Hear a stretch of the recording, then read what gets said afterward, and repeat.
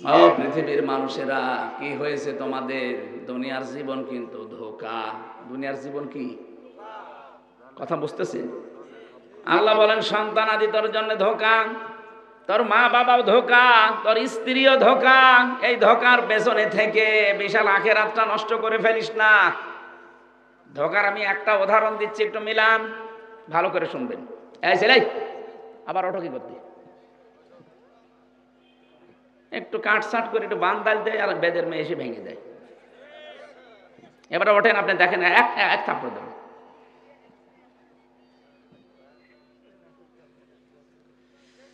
আমার ভাইরা, এখানে একজন উঠে বসেন, মুরব্বী, ওঠেন ওঠেন ওঠেন, নিস্তব্ধ হয়ে থাকবেন।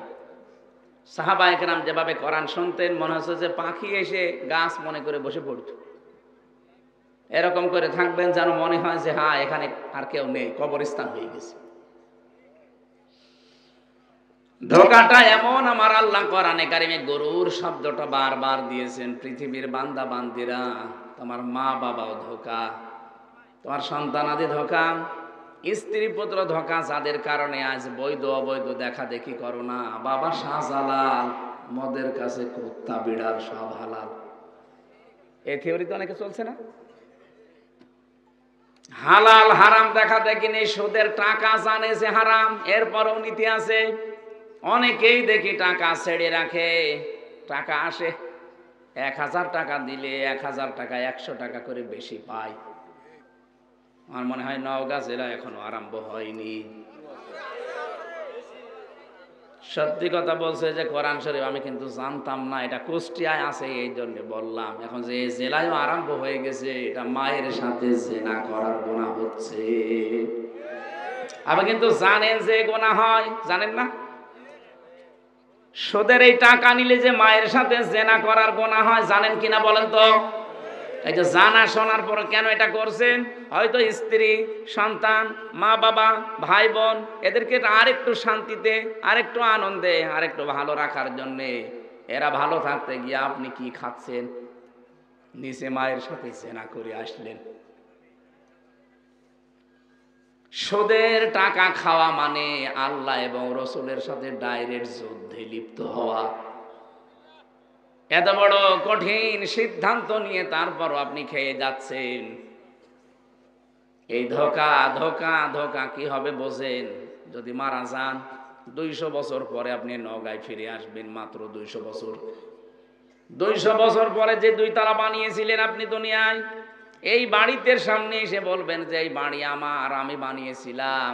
বাড়িতে ওই সময় যারা বসবাস করবে তারা আপনাকে বাড়িতে তো ঢুকতেই দেবে না, বলবে বেশি ঝামেলা করলে কিন্তু পিটাবো। আপনার যদি থাকার জায়গা না থাকে, যান আপনি ওই মসজিদের বারান্দায় রাতটা থেকে ওখান থেকে ফুটে পড়েন। এই কথা বলছেন না কেন? এটা যে বাস্তব হবে, আমি কি বানালাম? এটা বাস্তব, আপনি এটা করে দেখেন। মাত্র 3 পুরুষ পরে আপনাকে আর কেউ চিনবে না। আমি যেমন, আমার বাবার নাম রিয়াজউদ্দিন, দাদার নাম জাহান আলী, এর বাবার নাম নমাজ আলী, এরপরে আর চিনি না, আমার মনেও নেই। এখন নমাজের বাবা যেটা ছিল কি আমি জানি না, সত্যি জানি না।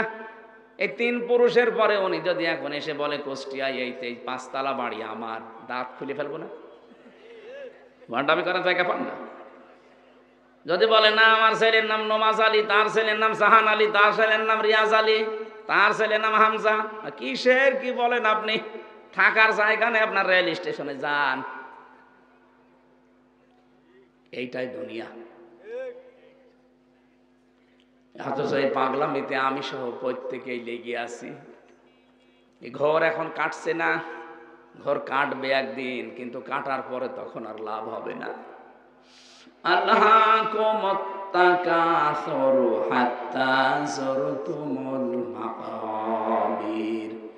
বেশি বেশি পাওয়ার জন্য মানুষ মহাবন্ধ হয়ে গেছে। এ ঘর কাটবে না ততদিন পর্যন্ত যতদিনও কবরের কাছে না যায়। এই আয়াতটা, কোরআনে কারিমের এই আয়াতটা আলহাকুমুত তাকাসুর, এটা বেশি বেশি আমি বুঝে ফেলেছি এই 3 বছর জেলে থাকা অবস্থায়। মাত্র 3টা বছর কবরের মতো ওই সেলের ভেতরে ছিলাম, বুঝেছি যে জীবন কত অসহায়। আমি মানুষের কাছে কত অসহায়, যেহেতু যোগাযোগ বিচ্ছিন্ন ছিলাম এই জন্য আরো বেশি টের পেয়েছি। আরে ভাই, জেলে থাকা না, আমি ছিলাম ফাঁসির কন্ডেম ছেলে, তারপরও যোগাযোগ বিচ্ছিন্ন। ফাঁসির কন্ডেম ছেলে আরো মানুষ ছিল, কিন্তু 7 দিন পরে তারা যোগাযোগ করতে পারতো সরকারের ফোন দিয়ে। আর আমার আর মামুনুল হককে একেবারে 3 বছর যোগাযোগ বিচ্ছিন্ন। কেউ আমাদের সাথে দেখাও করতে পারবে না, আমরাও কারোর সাথে কথা বলতে পারবো না। এটা কবরের মতো জায়গায়, সত্যি কবে টাকা আসবে বাড়ি থেকে তাও জানি না। এই যে অসহায় আল্লাহ বানিয়ে দিয়েছিল, আমার মনে হয় এই কারণে যে আমি উপলব্ধি যেন করতে পারি দুনিয়ার জীবন কি সত্যি। এই যে কোরআন আমার সামনে হাত দিয়ে বলছে, আমি বুঝে ফেলেছি পৃথিবীর জমিনটা আসলে ধোঁকা। কি অসহায় হয়েছিলাম ওই আয়না ঘরে, যে 10 দিন মাটির নিচে ছিলাম। মানুষ যে এত অসহায় হতে পারে, কেউ নেই আমার আশপাশে, মনে হচ্ছে আমি আসলে কবরে আছি। এমনিতেই মাটির নিচে এক অন্ধকার, এরপরে রাতের এক অন্ধকার। যখন ওরা লাইট বন্ধ করে দিত, মনে হচ্ছে সত্যি আমার নিজের শরীরের পশম পর্যন্ত আমি দেখতে পাই না।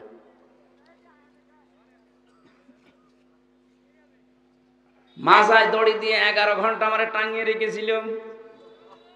মাঝে মাঝে শুধু ওই 5 তলা 6 তলা থেকে, মাটির নিচে আছে 3 তলা, এর উপরে 7 তলা 10 তলা বিল্ডিং। মাঝে মাঝে উপর থেকে শুধু ওই টেলিফোনে ওই বক্সের মাধ্যমে আওয়াজ আসতো, ওই খালি এই আওয়াজ আসতো। 1-1.5 ঘন্টা 2 ঘন্টা 3 ঘন্টা পরে একটা আওয়াজ আসতো, অথচ আমার পা উপরে, মাজায় দেওয়া দড়ি। তখন নিজেকে এত অসহায় মনে হতো, আল্লাহ দুনিয়ায় কবরে নেই, তারপর মাটিতে আছি আমি, অন্তত এখন আমি কথা বলতে পারছি। এই অবস্থায় যদি আমাকে এত অসহায় তুমি করে দিতে পারো, সত্যি যদি কবরে চলে যাই, না জানে আমি কি অসহায় হয়ে যাব। আল্লাহ রাব্বুল আলামিন এই কথাটা আমাদেরকে বিভিন্ন আয়াত দিয়ে স্মরণ করিয়েছেন। আজকের আয়াতে ওইটাই আছে, ইয়াউমা তাআতি কুল্লু নাফসিন তুজাদিলু আন নাফসিহা। সেই দিন প্রতিটি মানুষ আমার আল্লাহর সামনে যখন দাঁড়াবে, প্রত্যেকেই তার আত্মপক্ষ সমর্থনের জন্য যুক্তি তর্ক পেশ করবে। আল্লাহ আমি এই কারণে এই করেছিলাম। কিছু মানুষ বলবে, আল্লাহ তোমার বিধান আমি মানি নাই, হ্যাঁ আমার যুক্তি আছে, কি এত সন্তানাদি দিয়েছো, তাদের কারণে তোমার হুকুম আমি মানতে পারিনি, তোমার যে সেজদা দেব সময় পাইনি। আল্লাহ পাক বলেন, সঙ্গে সঙ্গে আমি ডাক দেব হযরতে ইয়াকুবকে। তার 12টা সন্তান ছিল, কয়টা বলেন? ডাক দিয়ে বলবে, ওই বেটা, তোর চাইতে আমার এই বান্দার সন্তান অনেক বেশি ছিল, তোর তো এর তো 12টা ছেলে ছিল, 12টা আরো মেয়ে ছিল। বলতো আমার বিধান কোনদিন সন্তানের ওসিলা দিয়ে অবজ্ঞা করেছে, মেয়ে মানে নাই, এমন কোন রেকর্ডের জীবনে আছে? এ যদি চলতে পারে আমার বিধান মতো, সন্তান থাকার পরও তুই কেন পারলি না? আপনি বলেন তো, আপনি নিজে কি জবাব দিবেন? কিছু মানুষ বলবে, আল্লাহ আমার সম্পদের কারণে রাষ্ট্রের দায়িত্ব ছিল, এই জন্য আমি পারি নাই। আল্লাহ সুলাইমান নবীকে ডাক দেবে যে এর চাইতে তোর সম্পদ বেশি ছিল, তামাম দুনিয়া তাকে চালাতে দিয়েছিলাম আমি। বাংলাদেশ না শুধু, তামাম দুনিয়া, প্রত্যেকটি পশু পাখির ভাষা, জিনদের ভাষা পর্যন্ত নবী বুঝতো, কত দায়িত্ব ছিল তার। এরপর কোনদিন আমি আল্লাহর বিধান সে লঙ্ঘন করে না। আপনি আত্মপক্ষ সমর্থনের জন্য কোন দলিল, কোন যুক্তি তর্ক নিয়ে যাবেন? যা নেবেন আল্লাহ সব খণ্ডন করবে, আপনার চাইতে ওই রকম মানুষ দিয়ে। বলবে, আল্লাহ আমি অসুস্থ ছিলাম, শারীরিক ভাবে পারি নাই। আইয়ুব নবীকে নিয়ে এসে বলবে, এর চাইতেও বেশি। আমার এই বান্দাটাকে আমি 18 বছর পর্যন্ত অসুস্থ করে রেখেছিলাম, তোরে কয় বছর দিয়েছি? হযরত আইয়ুব নবীকে আল্লাহ 18 বছর পর্যন্ত একাধারে অসুস্থ করে রেখেছিলেন। ওয়া আইয়ুবা ইযনাদা রাব্বাহু আন্নী মাসানিয়া গুররু ওয়া আনতা আরহামুর রাহিমিন।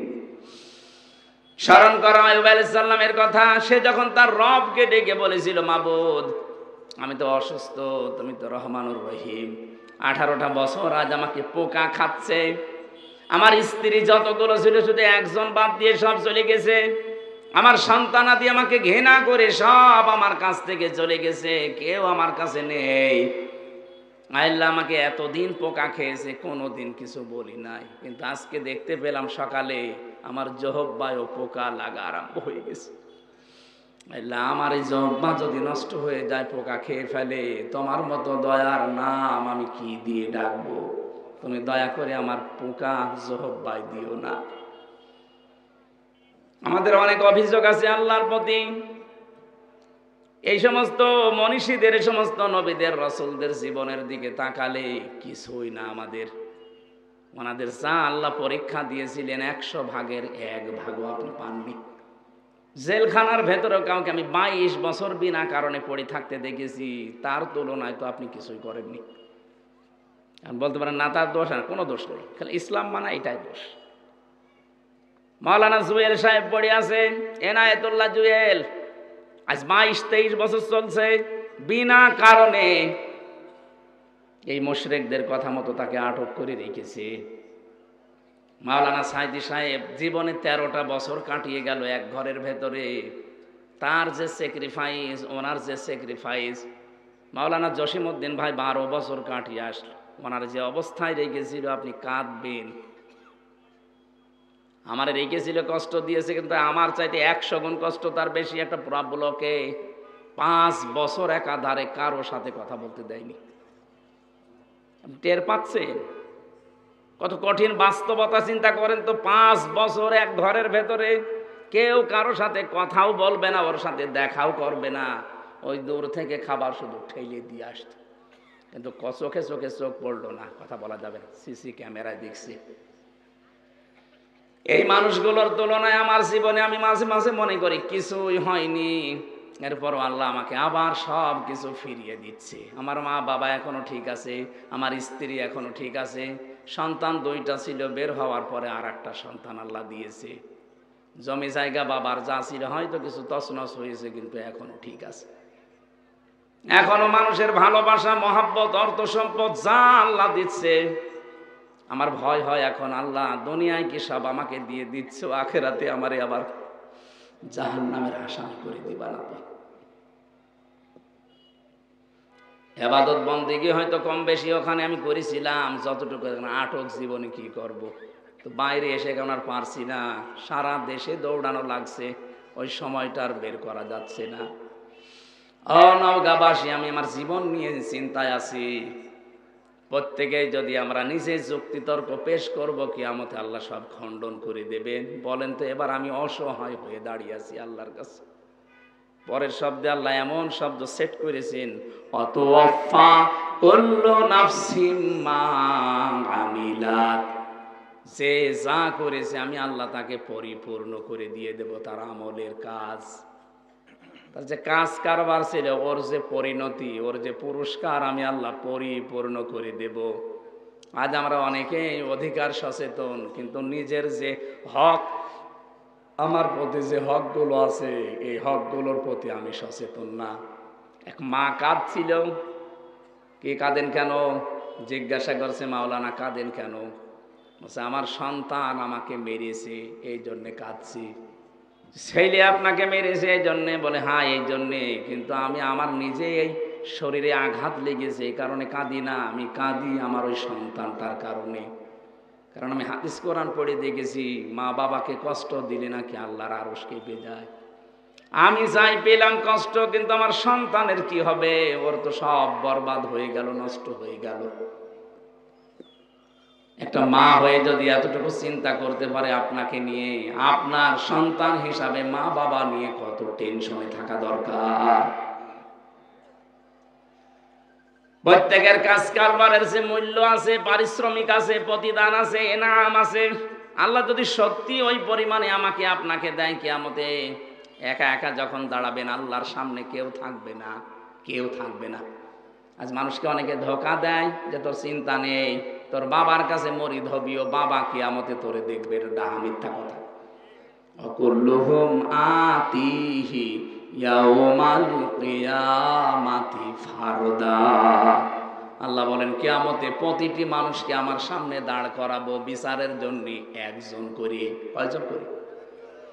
নওগাঁবাসী যে যেখানে দাঁড়িয়ে আছেন, বসে আছেন, মহিলা প্যান্ডেলে যারা আছেন, নিজের দিকে তাকিয়ে ভাবেন তো সত্যি আপনি একা দাঁড়াবেন আল্লাহর কাছে? যাই করছেন করেন, একা দাঁড়ানোর পরে আল্লাহ আপনার এই কাজ কারবারের যা কিছু হয় ওটা পরিপূর্ণ করে দেবে। কুল্লু নাফসিন যায়িকাতুল মাউত ওয়া ইন্নামা তুওয়াফাউনা উজুরাকুম ইয়াওমাল কিয়ামাহ ফামান যুহসিহা আনিন নার ওয়া উদখিলাল জান্নাতা ফাকাদ ফাজ। প্রত্যেকেই মারা যাবেন, যাওয়াই লাগবে, এটাই ফাইনাল। আল্লাহ বলেন কিয়ামতে প্রতিটি মানুষের উজরত পরিষ্কার, পুরস্কার আমি পরিপূর্ণ করে তার হাতে তুলে দেব। দুনিয়ার জীবনে সফল তো ওই লোকটা, মরণের পরে আমি আল্লাহ যাকে মাফ করে দিয়ে বলবো যা জান্নাতে চলে যা। আমি আমার সত্যি বলছি, আমার নিজের চিন্তায় আছি। জেলখানায় যে জীবন সম্পর্কে আরো বেশি আমি বুঝে ফেলেছি এটা পুরা ধোঁকা। এখনই মারা গেলে যেই সন্তান, যেই স্ত্রী, যেই মা বাবার জন্য আমি বৈধ অবৈধ দেখি না, আল্লাহর কসম করে বলছি আজকে রাতে স্ত্রীকে যদি বলেন যে আমি মারা গেছে তোমার স্বামী, তুমি যে খাটের উপরে আসো শুধু রাত খাটের নিচে তারে রেখে দেব, স্ত্রী বলবে না এ ঘরে আমি একা থাকতে পারবো না, জিন আসবে। কথা বলে দেখেন, আপনার মা বাবা আপনাকে ভালোবাসে, আমিও জানি। ওকে যদি বলেন যে সন্তান আপনি পেটে নিয়েছিলেন, জন্ম দিয়েছেন, এ মারা গেছে, এখন আপনারা যে খাটে থাকেন এই খাটের নিচে আপনার সন্তানটাকে মাটি দেওয়া হবে, সারা জীবন এখানে থাকবে। যতই ভালোবাসে মা বাবা জীবনেও রাজি হবে না। এই হচ্ছে দুনিয়া। এটা কি আল্লাহ আমাদের প্রত্যেককে সত্যি দুনিয়ার ধোঁকা সম্পর্কে তুমি সচেতন হওয়ার তৌফিক দান করো, বলেন আমিন। মাঝে মাঝে ভাবি আল্লাহ তুমি সত্যি যদি আমাকে যা করছে এগুলো দিয়ে দাও না, আমার ভার বোঝা বহন করা সম্ভব না। কারণ আমার 33 বছর জীবনে আমি যা করেছি আমি তো জানি। আমার জীবনটা যদি এখনই তোমার সামনে দেওয়া হয়, আমি আয়াতের তাফসীর পড়তে গিয়ে এক লোকটা বাজারে গেছে, সদাই করার পর বাজার কমপ্লিট করার পরে বাজার দোকানদারকে একটা টাকা দিয়েছে, 100 টাকার নোট। উনি ওলট পালট করে দেখে বলছে যে নেন, এটা চলে না, অচল। কি বলেন আপনি? হ্যাঁ, এর ভেতরে যে দাগ থাকার কথা ওইটা নেই, আপনি নিয়ে যান, আপনাকে আমি চিনি, অন্য সময় এসে দিয়ে যাবেন। যেই বলেছে অচল, চলে না, ও সেন্সলেস হয়ে গেছে। লোকজন এসে বলছে এই দোকানদারকে মেরেছেন, বলছে না, আগে হুঁশ ফেরান। বাতাস দিয়ে পানি দিয়ে যখন হুঁশ ফিরেছে বলছে কি এ দোকানদার আপনাকে কি মারধর করেছে, অপমান করেছে? বলছে কিচ্ছু বলে না। আপনি এরকম অজ্ঞান হয়ে গেলেন কেন? লোকটা বলছে দেখেন আমি বাজার করেছিলাম, এ টাকার নোটটা দিয়েছিলাম, এটা দেওয়ার পরে ওলট পালট করে দেখে বলছে এটা অচল, চলে না, এর ভেতরে যে দাগ থাকার কথা ওই দাগটা নাকি নেই। আমি সঙ্গে সঙ্গে চিন্তা করলাম আমারও তো 100 টাকার একটা নোট আছে, তার নাম হায়াত। তার নাম কি? আমার 50, 60, 70, 80, 90 বছরের একটা হায়াত আল্লাহ আমাকে দিয়েছিল। আমি যদি সত্যি এখন মারা যাই, আল্লাহ যদি আমার হায়াতটা নিয়ে বলে বান্দা এটা অচল, কারণ এর ভেতরে শিরিক পাওয়া যাচ্ছে, এর ভেতরে মানুষকে ঠকানোর গোনা পাওয়া যাচ্ছে, এর ভেতরে মানুষের উপরে জুলুম করার গোনা পাওয়া যাচ্ছে। তোমার যে আমল নাম আমি দেখতে পেলাম, তোমার যে জীবন, এটা নিয়ে আমার জান্নাতে যাওয়া যাবে না, এটা অচল, যাও। তখন আমার কি হবে এই চিন্তায় আমার সেন্সলেস হয়ে গেছে। তাদের জীবন নিয়ে চিন্তা ভাবনা, আর আমাদের কোথায় আছি আমরা? সম্মানিত মা বোনেরা, আমি আপনি স্ত্রী হিসাবে আপনার সাথে আমি ভালো ব্যবহার করি এই কারণে যে এই ব্যবহারটা দিয়ে যেন আমার জান্নাত তৈরি হয়। আমার সন্তানের অধিকারগুলো আমি আদায় করি এই কারণে যে আমার এই অধিকার আদায়ের কারণে কিয়ামতে যেন আমার জান্নাত তৈরি হয়। কিন্তু এই বলে আমি আপনাদের মুখে হাসি ফোটাতে কোন হারাম পথ বেছে নেব আমার মতো পাগল দুনিয়ায় নেই। আমি কি বোঝাতে চাইলাম বুঝেছেন? অতওয়াফা কুল্লু নাফসিন মা আমিলাত, পরিপূর্ণ করে দেওয়া হবে। দুনিয়ায় যে যা কাজ করেছে তার কাজের যে ভার ওইটা আল্লাহ দিয়ে দেবে। অহুম লা ইউসলামুন, কিন্তু কারো উপরে জুলুম করা হবে না। আল্লাহ পাক যে বিচার ব্যবস্থা আসা যাবে, আমি আয়াতের তাফসীর বলছি, আল্লাহর বিচার ব্যবস্থায় কোনো জুলুম, কোনো অবিচার নেই। কি আল্লাহর অবিচার আছে? আল্লাহ যদি অবিচার করে আপনি জান্নাত পাবেন? বলেন না কেন? আল্লাহ যদি ন্যায় বিচার করে, না তাও পাওয়া যাবে না। না না, আল্লাহর বিচারে তো অবিচার নেই। ন্যায় বিচার করলো আপনি ধরা খাবেন, ন্যায় বিচারও বাঁচতে পারবেন না। আলেক বান্দা বলেছিল, হ্যাঁ আমি বাঁচবো, আমি 1000 বছর ইবাদত করেছি, রোজা রাখা অবস্থায়, তাও দিনের বেলা রোজা রেখে জিহাদ করলাম আর রাতের বেলা তাহাজ্জুদ পড়লাম, আমার 1000 বছর আমি পেয়ে যাব জান্নাত। আল্লাহ তাকে ঘুমের ভেতরে স্বপ্নে তালিকা দেখিয়েছে, কিয়ামত কায়েম হয়ে গেছে। ফেরেশতাকে বলছে, ওকে শুধু একটু জাহান্নামের যে জায়গা দিয়ে গরম ওঠে ওখান থেকে ঘুরিয়ে নিয়ে আয়। ওখানে এক ধরন দিয়েই ওর পানির পিপাসায় কলিজা ফেটে যাচ্ছে। ডাক দিয়ে বলে, ভাইরা আমি খুব অবস্থা খারাপে আছি, একটু পানি দেন। পানি দিতে পারি, 1000 বছর যা করেছে অর্ধেক দিয়ে দেওয়া লাগবে। দিয়ে দিলাম। যা পানি পান করার পরে প্রসাবের চাপ দিয়েছে। ফেরেশতারা, আমার তো প্রসাব করার জায়গা লাগবে। বলে, না এখানে সে ব্যবস্থা নেই, করে দিতে পারি, বাকি যে ইবাদত আছে 500 বছরের ওইটাও দেওয়া লাগবে। আমার জীবন বাঁচে না, আমার শরীর অসুস্থ হয়ে পড়ছি, জান দিয়ে দিলাম। প্রসাব করার পরে আল্লাহ যেন ডাক দিয়ে বলে, বান্দা 1 গ্লাস পানি ভেতরে ঢোকালে আর 1 গ্লাস পানি বের করলে, এর বিনিময়ে 1000 বছরে যা করেছিলে সবই তো দিয়ে দিলে। আমি তোমাকে কিছুই দেইনি, কিন্তু 1000 বছর প্রতিদিন 1 গ্লাস করে পানি তো খেয়েছো। প্রতিদিন 1 গ্লাস পানির জন্য 1000 বছরের ইবাদত দেওয়া লাগবে, এরপরে জান্নাতে যা। এই জন্য আল্লাহ যদি সত্যিই কারো কাছে ন্যায় বিচারও করে, কেউ বাঁচতে পারবে না, সব ধরা খাবো আমরা। একটা বুদ্ধি আছে, আল্লাহ পাক যদি মাফ করে দেয়। এই জন্য কাবা শরীফ যারা তাওয়াফ করেন দেখবেন ষষ্ঠ চক্কর দেওয়ার সময় রুকনে ইয়ামিনী থেকে হাজরে আসওয়াদ এই জায়গাটা একটা দোয়া পড়া লাগে, আল্লাহুম্মা ইন্না আলাইয়া হুকুকান ফিমা বাইনি ওয়া বাইনিকা। হে আল্লাহ, আমি তোমার গোলাম বলছি, তুমি আমার মালিক হিসাবে আমাকে যা যা পাওয়ার সব দিয়ে দিয়েছো, কিন্তু তুমি যে আমার মালিক হিসাবে আমি তোমাকে কিছু দেব, কিচ্ছু দিতে পারিনি। একটা জিনিস আমার কাছে আছে, তুমি আমারে মাফ করে দাও। বিশ্বনবী নিষ্পাপ হওয়ার পরও প্রতিদিন এইটা 100 বার করে পড়তেন, আল্লাহুম্মা হাসিবনি হিসাবা ইয়াসিরা। আল্লাহ তুমি যাই করো আমার হিসাবটা সহজ করে দিও।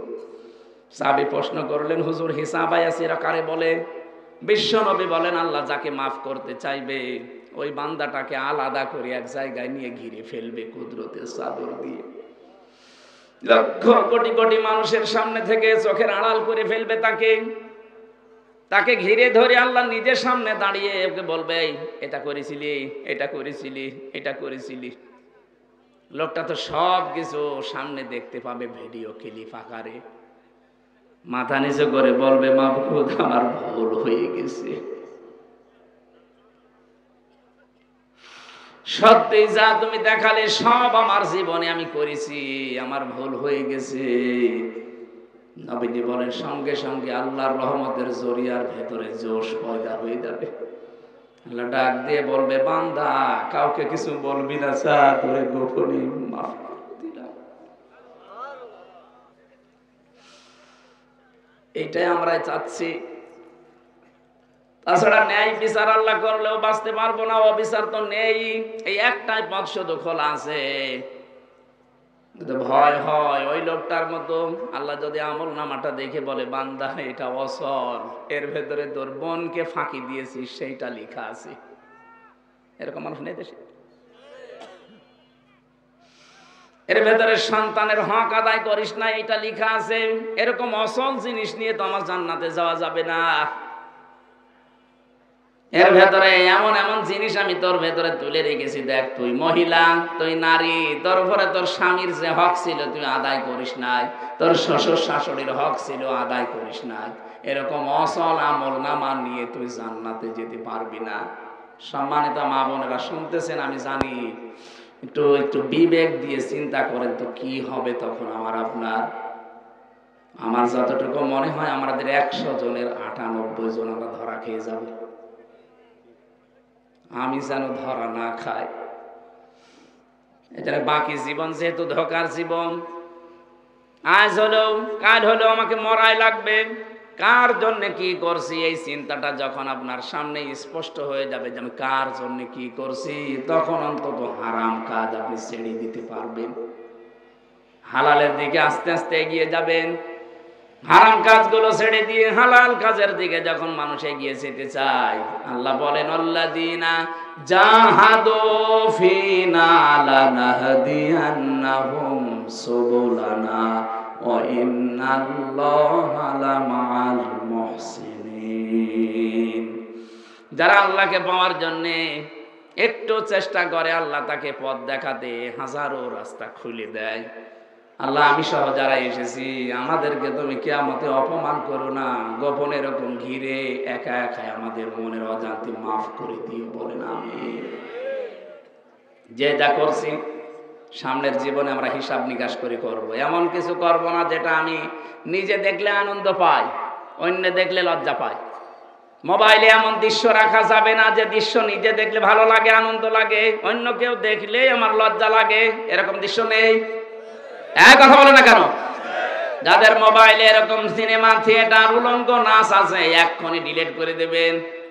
বলা যায় না এখনই যদি আপনি মরে যান এই মোবাইলটা আপনার মা আপনার বাবা ব্যবহার করবে। এক কথা বলছেন কেন?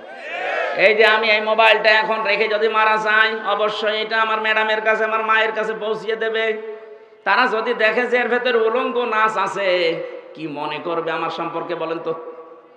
কি ধারণা করবে যে হামজা এরকম ছিল? যেহেতু কোনো গ্যারান্টি আমার হাতে নেই আমি বেঁচে থাকবো, এই মুহূর্তে দেখে যা আছে যেটা নিজে দেখলে আনন্দ পান, অন্য কেউ দেখলে লজ্জা পান, এক্ষুনি ডিলিট করে দেন। শয়তান ধোঁকা দেওয়ার জন্যই বসে আছি আমি জানি, কিন্তু এর ধোঁকাকে মোকাবেলা করার পরে যে ব্যক্তি এগিয়ে যেতে পারবে, আল্লাহ বলেন একটা অনির্বচন সুখ তার মনের ভেতরে আমি আল্লাহ ঢেলে দেব। এজন্য আমাদের চরিত্রকে সংশোধন করার জন্য সূরা নূর 30 নম্বর আয়াতে একটা ঔষধ আছে। কোন বেগানা মহিলা যদি সামনে পড়ে যায়, আমি সহ প্রত্যেকের আমল করা লাগবে। বেগানা পুরুষ যদি সামনে পড়ে যায়, মেয়েদের আমল করা লাগবে। প্রথমে চোখ নিম্নগামী করা। শয়তানের তীর প্রথমে যখন মনে চাওয়ার পর নিম্নগামী করে ফেলবেন, শয়তান আপনার সাথে পেরে উঠবে না, তখন একটা বরদোয়া দিয়ে চলে যাবে। 2 নম্বরে আপনার লজ্জা স্থান যেটা, এটার হেফাজত করা লাগবে। আজ অনেকেই শয়তানের ধোঁকায় পড়ে উল্টাপাল্টা কাজে লজ্জা স্থান ব্যবহার করে নষ্ট করে ফেলছেন। ভারত বহু চেষ্টা চালিয়েছে এই 15.5 বছরে পিন আপ করা পত্রিকা দিয়ে। ভারতের এই আকাশ সংস্কৃতির নামে উলঙ্গ নাচ, সিনেমা থিয়েটার, নভেল দিয়ে বহু চেষ্টা চালিয়েছে, কিন্তু এখনো ওরা সাকসেস হতে পারেনি। এই জন্যই তো মাথা খারাপ হয়ে গেছে। এত চেষ্টা করলাম কিছুই করতে পারলাম না। এই দেশের এখনো পর্যন্ত চরিত্রবান যুবক দেশে আছে না নেই? চরিত্রবান হওয়ার জন্য গড়ে তুলতে হয় ছোটকাল থেকে, একটা ট্রেনিং লাগে। এদেশে যারা ইসলাম কায়েম করতে চায়, একামতে দিনের দায়িত্বে যারা আছে, এই মানুষগুলো এইটার ধাঁচে ধাঁচে আপনার ছেলে মেয়েকে গড়ে তোলে। আমি আপনাকে বলছি না যে এইভাবে গড়ে তোলেন, আপনি চিন্তা করেন আপনার ছেলেকে নিয়ে মেয়েকে নিয়ে এমন এমন জায়গা থেকে গড়ে তুলছে যে ছেলেটা সিগারেট খায় না, লাল পানি খায় না, ডাল খায় না, অথচ এই চোখ দিয়ে দেখেছি বিশ্ববিদ্যালয়ে অধ্যাপকে ক্লাস নিচ্ছে আর ছাত্র সে জুতা দিয়ে পিটাচ্ছে, বলছে শালা তুই মেরেই ফেলবো। আমি এই চোখে এইটাও দেখেছি, শিক্ষক অজু করছে আর ছাত্র পায়ে পানি ঢেলে দিচ্ছে, হাত দিয়ে কাদা ছাড়িয়ে দিচ্ছে ছাত্র, অথচ বয়স বেশি না, মাত্র 7.5-8 বছর বয়স। এইটাও ছাত্র, ওইটাও ছাত্র। এটা কোরআনের কাছে আসার কারণে, পড়ার কারণে এটা মানুষের মতো মানুষ হচ্ছে, আর ওইটা বিশ্ববিদ্যালয়ে মাস্টার্স করার পর জানোয়ার হয়ে গেছে। জামানা যা সামনে আসতেছে খুব কঠিন জামানা, এই জন্য হেফাজতে থাকা লাগবে, বিশেষ করে পরবর্তী প্রজন্মগুলো এমন এমন কিছু রেখে না যায়। আমি মরে গেলাম শেষ, কিন্তু ওরা তো মরে না। ওর ছেলে, ওর মেয়ে, তার ছেলে, তার মেয়ে, যতদিন পর্যন্ত দুনিয়ায় অন্যায় রেখে যাবেন আপনি, কবরে যে সাদগায়ে জারিয়ার নাম শুনি, অথচ গোনায়ে জারিয়াও যে আছে অনেকে জানে না। সাদগায়ে জারিয়া যদি থাকে, গোনায়ে জারিয়াও আছে। আল্লাহ আমাদের হেফাজত করুন, বলেন আমিন। 12টা পার হয়ে গেছে ভাই, আজকের মতো আমরা এমনি 3টা 4টা চলছে আজকে, আমার শরীরও ভালো না। আগামী থেকে একটা করে মাহফিল নেবে, এক এক জেলায় হয়তো 2-3টা করে সাজাবে মাহফিল। যিনি নেন তাকে বলছি এইভাবে আর নিয়েন না, আমার শরীরও পারছে না। আল্লাহুম্মা আমিন। আল্লাহুম্মা গফিরলি ওয়ারহামনি ওয়াহদিনি ওয়াফিনি ওয়ারযুকনি ইয়া রাব্বাল আলামিন। আল্লাহ তাআলা কোরআনে কারীম থেকে যে আয়াতের উপরে কথা শুনিয়েছি, আয়াতটা আমাদের জীবনে সেট করে দাও।